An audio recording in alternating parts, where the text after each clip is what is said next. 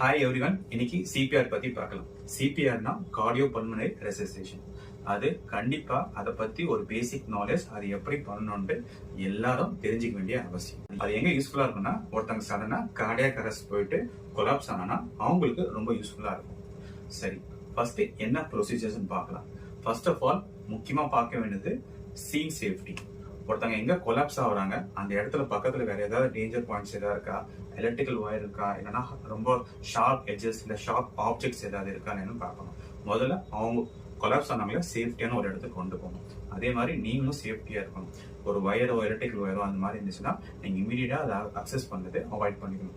முதல்ல in case of electrical wire இல்ல கரண்டால வந்துச்சுன்னா மெயின் ஆஃப் பண்ணிட்டு அதுக்கப்புறமா அக்சஸ் பண்றது ரொம்ப ரொம்ப நல்லது. அடுத்தது ரெஸ்பான்ஸ். அவங்க கிட்ட போயிட்டு அவங்க ரெஸ்பாண்ட் பண்றாங்களா, ஓரல் கமெண்ட்ஸ்க்கு தலையாட்டுறாங்களா, இல்ல பாடி மூவ்மெண்ட் இருக்கா இல்லையான்னு பார்க்கணும். முடிஞ்சா ஏன்னா பெயின்ஃபுல் ஸ்டிம்ல ஏதாவது கொடுத்தீங்கன்னா அதுலயும் மூவ்மெண்ட் இருக்கான்னு பார்க்கணும். ஐயா எழுந்துருங்க எழுந்துருங்கன்னு சொல்லிட்டு கேட்கணும். இதுல பாடி மூவ்மெண்ட்ஸோ இல்லைன்னா வேற ஏதாவது உங்களுக்கு லிம் மூவ்மெண்ட்ஸ் இருந்துச்சுன்னா நம்ம சிபிஆர் பண்ண கூடாது. அடுத்தது முக்கியமான நிமோனிக் ஏபிசின்னு சொல்லுவாங்க. ஏன்னா ஏர்வே செக் பண்ணணும், பினா பிரீத்திங் எப்படி இருக்குன்னு பார்க்கணும், அட் த சேம் டைம் சினா சர்க்குலேஷன் எப்படி இருக்குன்னு பார்க்கணும். ஏர்வே பொறுத்த வரைக்கும் ஃபுல்லா முதல்ல அவங்களுக்கு கொலாப்ஸ் ஆன உடனே அவங்களோட மசில்ஸ் எல்லாமே லூஸ் ஆயிட்டு வீக் ஆயிடும். குறிப்பா இந்த டங் மசில்ஸ் வந்து பின்னாடி ஃபால் ஆயிட்டு உங்களுக்கு அந்த ஏர்வே தானாவே அப்ஸ்ட்ரக்ட் ஆகும். அந்த அப்ஸ்ட்ரக்ஷன் அவாய்ட் பண்றதுக்கு ரெண்டு ப்ரொசீஜர் கண்டிப்பா பண்ணணும். ஃபர்ஸ்ட் ஹெட்டை டில் பண்ணும், சின்ன லிஃப்ட் பண்ணும். அதுதான் ஹெட் டில் சின் லிஃப்ட் டெக்னிக் சொல்லுவாங்க. பட் இது எல்லாருக்குமே பண்ண முடியாது. இன்கேஸ் ஒரு ரோட் டிராபிக் ஆக்சிடென்ட்ல கொலாப்ஸ் ஆயிட்டு அந்த மாதிரி மைண்ட் இருந்தாங்கன்னா அவங்களுக்கு சர்க்கிள் ஸ்பைன் இன்ஜுரி இருக்கும். அவங்களுக்கு அந்த டெக்னிக் பண்ணக்கூடாது. அவங்கள பொறுத்த வரைக்கும் ஜா ட்ரெஸ் டெக்னிக் ஃபாலோ பண்ணிக்கலாம். அடுத்தது பிரீத்திங். பிரீத்திங் பொறுத்த வரைக்கும் look, listen and feel.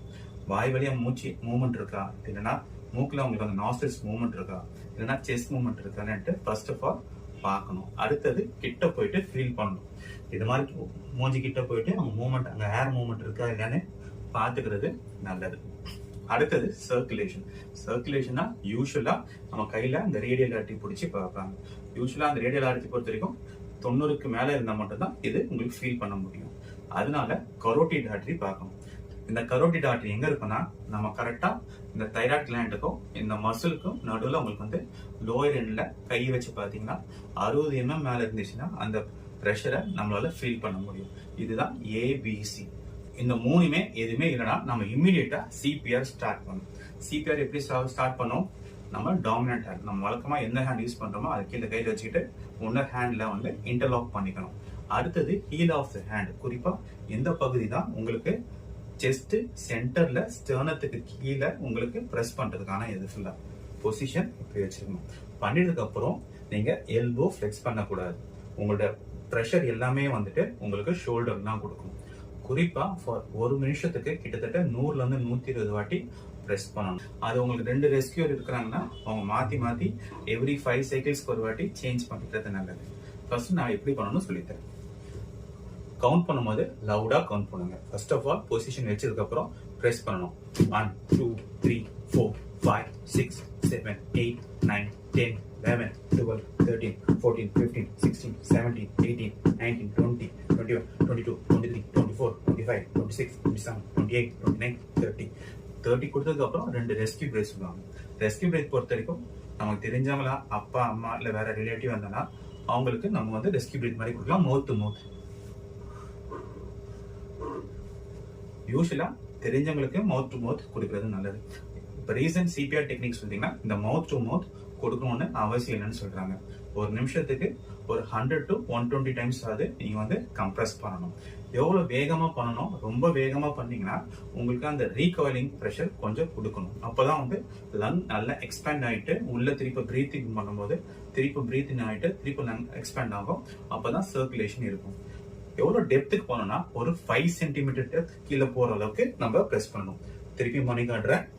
1 2 3 4 5 6 7 8 9 10 11 12 13 14 15 16 17 18 19 20 21 22 23 24 25 26 27 28 29 30 30:2 technique.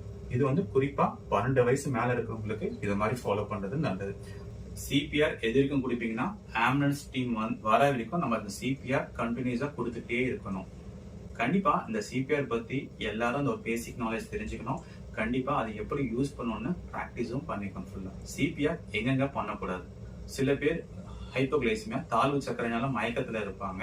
ஆனா அவங்களுக்கு பெயின்ஃபுல் ஸ்டிமுலை கொடுத்தீங்கன்னா அவங்களுக்கு மூவ்மெண்ட் இருக்கும். அவங்களுக்கு சிபிஆர் பண்ணக்கூடாது.